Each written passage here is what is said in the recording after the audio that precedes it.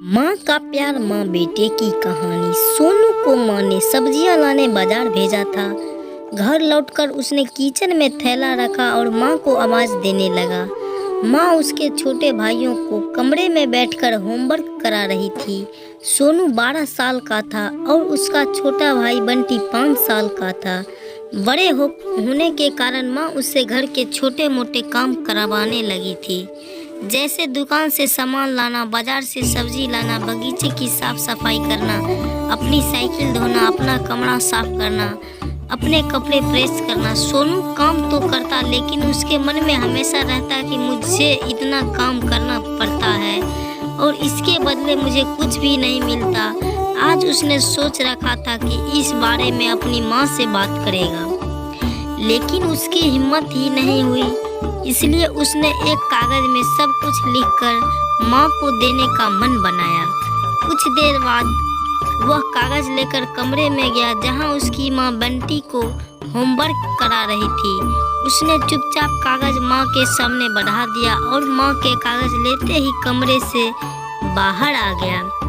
माँ कागज पढ़ने लगी। उसमें लिखा था, माँ, मैंने इस सप्ताह जो भी काम किया उसका हिसाब इस कागज में लिख कर रहा हूँ। बाजार से सब्जी लाने के 50 रुपये, बगीचे की साफ सफाई के 20 रुपये, कपड़े प्रेस करने के 10 रुपये, साइकिल धोने के 5 रुपये, अलमारी सेट करने के 5 रुपये,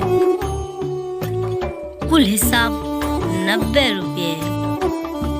माँ, मुझे इन कामों के जो भी पैसे बने हैं वो पॉकेट मनी के रूप में चाहिए। आखिर कोई भी काम मुफ्त में नहीं किया जाता।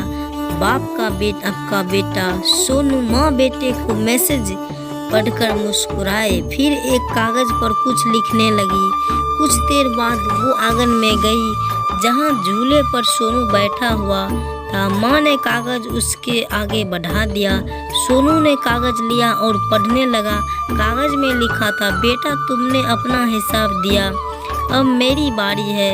ये मेरा हिसाब। 9 महीने मैंने तुम्हें अपनी कोख में रखा, उसकी कीमत कुछ नहीं। तुम भूखे होते थे तब तुम्हें अपना दूध पिलाने की कीमत कुछ नहीं। तुम छोटे थे तब तुम्हारा ख्याल रखने की कीमत कुछ नहीं। बाप तुम्हारे बीमार पड़ने पर रात भर जागकर तुम्हारी तीमारदारी करने की कीमत कुछ नहीं। इन सब बढ़कर तुम्हारे लिए मेरा प्यार की कीमत तो लगाई ही नहीं जा सकती, वो तो अनमोल है। ये पढ़कर सोनू की आंखों से आंसू बहने लगे। वो भागकर अपनी माँ के पास गया और उससे लिपट कर बोला, सॉरी मम्मी, मैंने कभी सोचा ही नहीं कि आपने मेरे लिए क्या क्या किया। कितनी तकलीफ़ें सही है। I love you mummy.